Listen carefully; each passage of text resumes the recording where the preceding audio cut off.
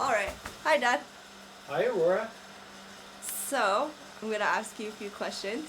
Sure, okay. First, you recently wrote in a book, right? I've written a book, that's correct. And what is your book about? Well, first of all, the book is called Quantum Culture and a New Humanity, Visions of the Future. Okay. And so the book basically is a storyline that integrates principles of a body of works that I've been studying for the last few years called the Wingmakers material. Okay. And as I was studying that material, the new ideas and concepts that came to me kind of found its way into a storyline. And the storyline was integrating what my interests were of spiritual culture. So quantum culture basically is taking my interest in spiritual culture to the next level. And my interest in seeing what can be done to help us as a species evolve. And my interest in this led to the writing of the book. Okay. So, then what makes quantum culture different from culture itself? Well, first of all, let's understand what culture is. Culture comes from the root word "kaler," which means to cultivate. So the question becomes, what are we cultivating? So if we look at our culture now, our culture, our popular culture, the culture that we have on the planet now, we ask ourselves, what are we cultivating? Well, in general, the culture now cultivates the materialistic domain, meaning of our 5 sense domain, our 5 sense perspective. So quantum, on the other hand, is an understanding that there are principles higher, measurable principles higher than the 5 sense 3D reality or our mechanistic understanding of material existence.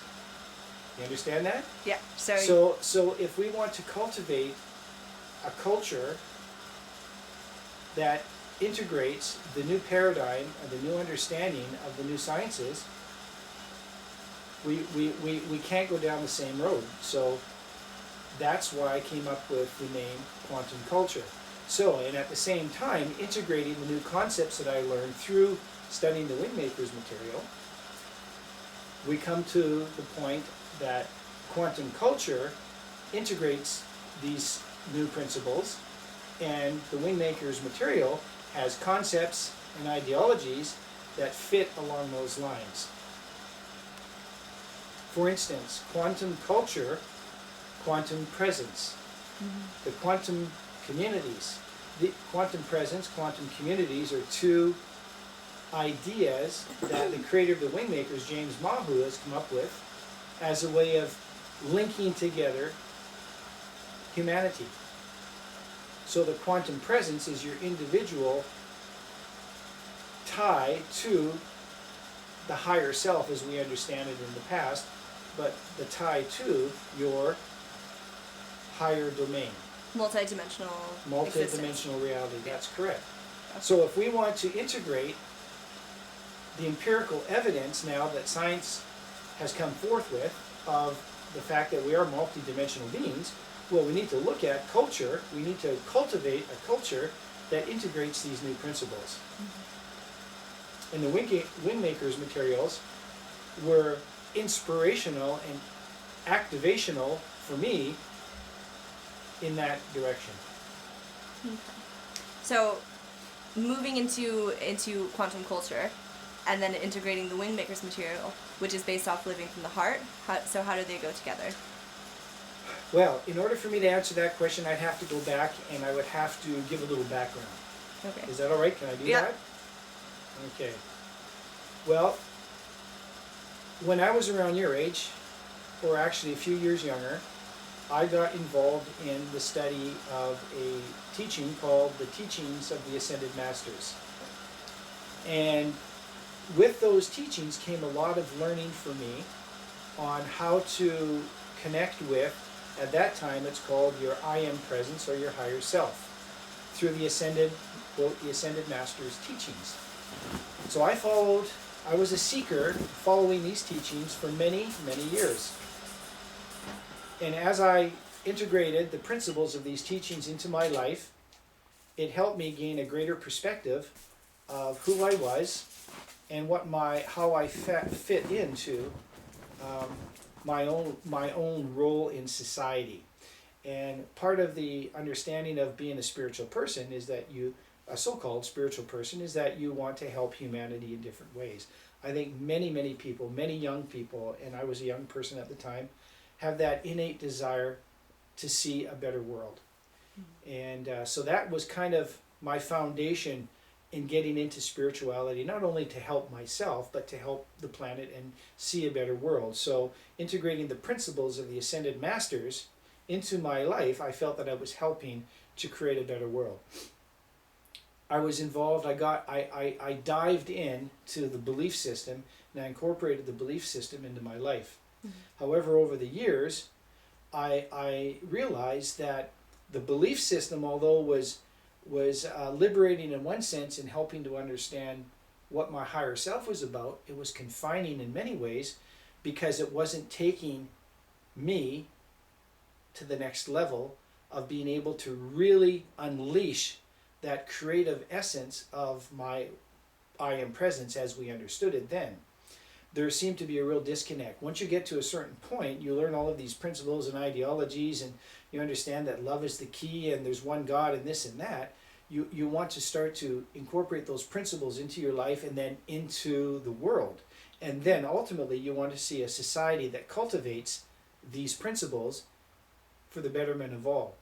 Part of the problem is that, and James Mahu puts it very succinctly when he says that there are three intelligences. He says there's the intelligence of the mind, the intelligence of the heart.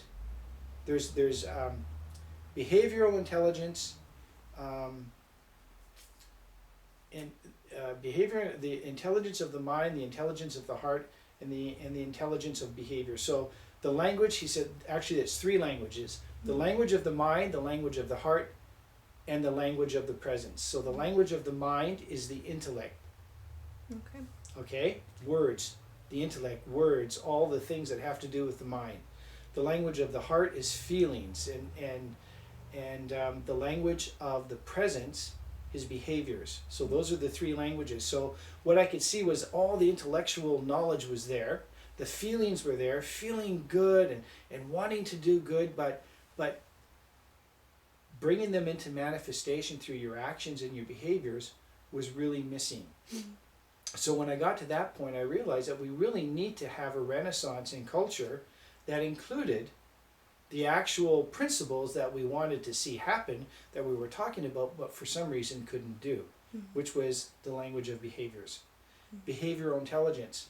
So for many years, and as my daughter, you might remember, I used to talk about spiritual culture, and the culture needs to change and this and that, and I was always trying to figure out how is it going to happen. I would read this and read that and want to see it happen. I created an email address called Culture Change. Remember, I don't know if you remember that. That was that was way back. Way back. In It was Montana. way back. Yeah. And so I had it in the back of my mind that there needs to be a new culture, a culture change.